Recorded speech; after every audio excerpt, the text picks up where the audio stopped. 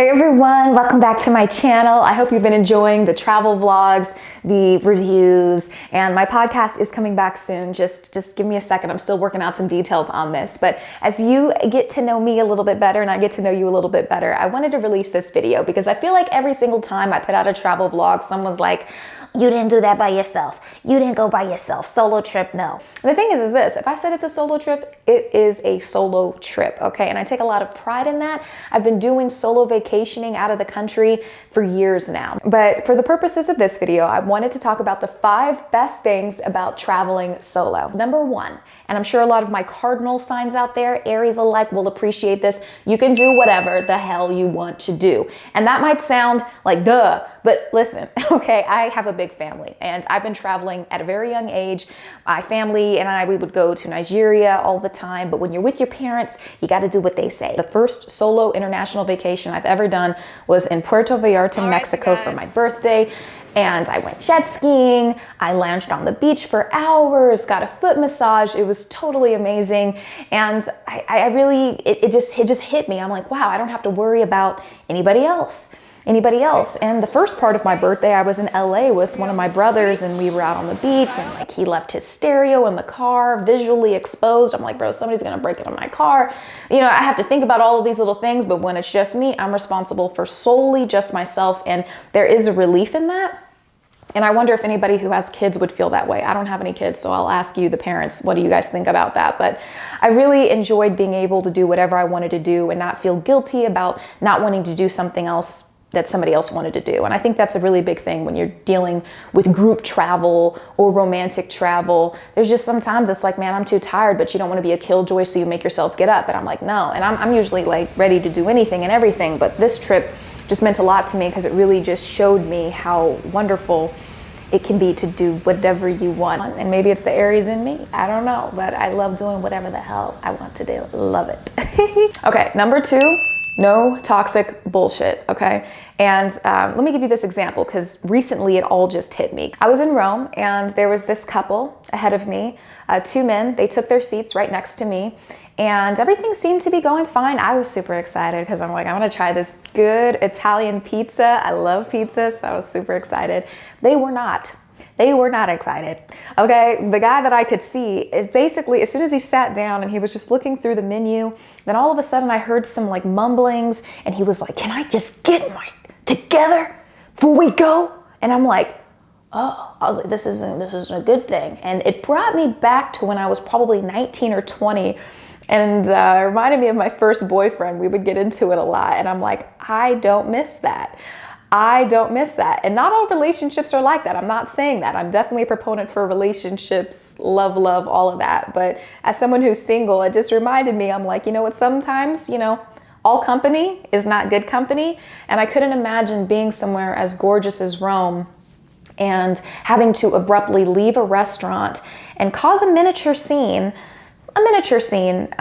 in front of all these people. And it brought me back because I remember that life. I remember getting into it and we can't even enjoy a decent dinner together because we're going to get into it and me wanting to throw water on my boyfriend and all this kind of stuff. And everything gets so terrible.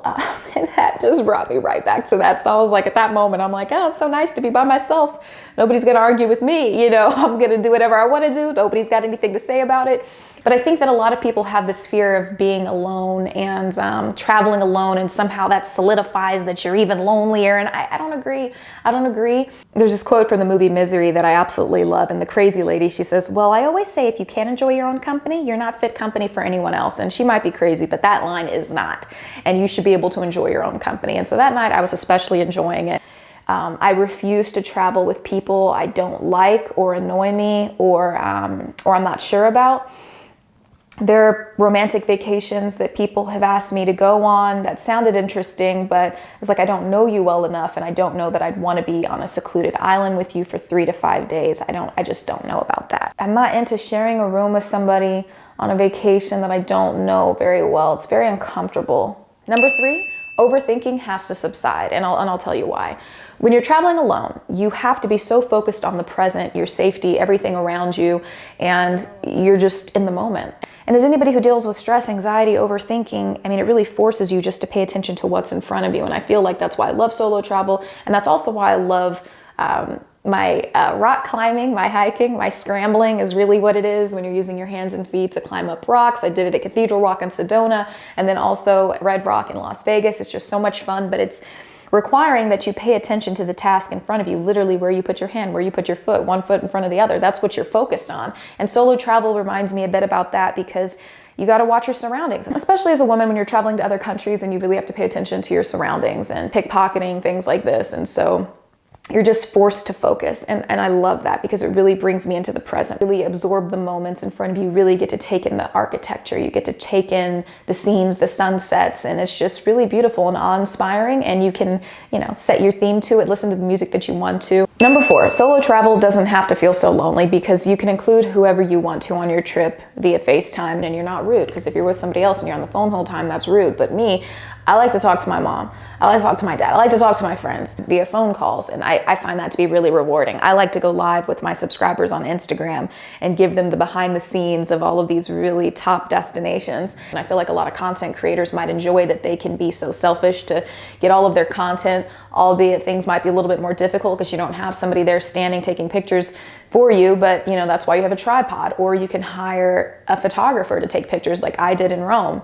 There's some times where I'm like, okay, I don't think a tripod is the smartest decision, because I don't want somebody to come up, run off with my camera. There's some areas where pickpocketing in Europe, very prolific, but the thing is that don't do that then. Spend $100, hire a photographer, and get great pics. And that's what I did, because I would hate to usurp somebody else's vacation and just turn my friend into my little personal minion and say, just record all of this all the time. Please do this. And, oh, sorry, I know we're having dinner, but I promised my subscribers I'd go live. And when you're by yourself, you don't have to worry about that. Because I'm a very polite person, and when I'm on vacation, I like to be involved with the person that I'm with, and I like to include them in everything. But when I'm here kind of working as well, like, that's a thing. So it is great for when you want to create content. Number 5, I think it's good for anybody who's working on being less shy or wanting to cultivate more interpersonal skills. Because now, you can't, use any of your friends or your lovers as a crutch to not have to talk with people. Now you have to go out into the world and you have to talk with people who totally different than you, don't speak the same language as you, and find a way to communicate. And I think that's a beautiful thing. And I feel like it's a confidence builder. I'm not a shy person. Everybody who knows me knows at least that much, but I feel like any of you out there who are shy or want to work on being more of a people person, I feel like solo travel would definitely benefit you. I feel like it's a beautiful thing, and it really forces you to be vocal and express yourself and interact with people. Just get out into the world and interact with people. I think I covered my favorite 5 right there. This is going to be it for this video, but then I'm going to make another video about the 5 worst things about traveling solo, and there are definitely a handful of those for sure. But I definitely believe solo travel is wonderful, and if you don't have people that can always travel with you when you're available, I don't think that should hold you back. There's a whole big world out there to see, and if you're just waiting for somebody else to give you the okay to go see it, I don't know, man, it just seems really boring to me. So get out there, live your life, be safe about it. And besides, I think life is too short to be constantly waiting for somebody else to go with you. That's just me.